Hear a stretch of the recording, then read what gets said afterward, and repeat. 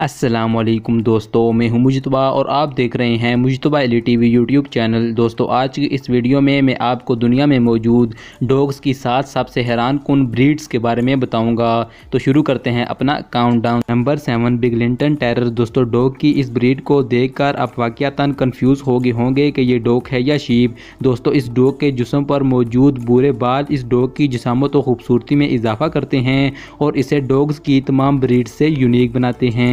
Number 6 Chinese crested. دوستو پہلی دفعہ آپ اس ڈوگ کی بریڈ کو دیکھ کر سوچ رہے ہوں گے کہ یہ کوئی گوٹ کی نسل ہے، مگر نہیں، یہ ایک ڈوگ کی بریڈ ہے جس کا نام چائنیز کرسٹڈ ہے۔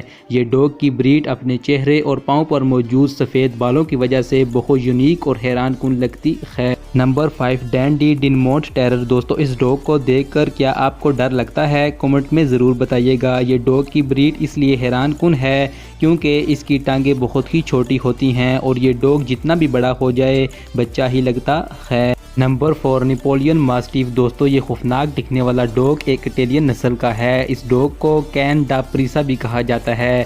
یہ ڈوگ زیادہ تر اٹلی میں پائے جاتے ہیں۔ اپنے منہ پر پڑی جوڑیوں کی وجہ سے یہ ڈوگ بہت ہی عجیب و غریب اور خوفناک دکھتے ہیں۔ نمبر 3 برگمیسکو۔ دوستو دکھنے میں اسٹرینج لکنگ لگنے والا یہ ڈوگ ڈوگز کی نسل برگمیسکو شیفرڈ سے تعلق رکھتا ہے۔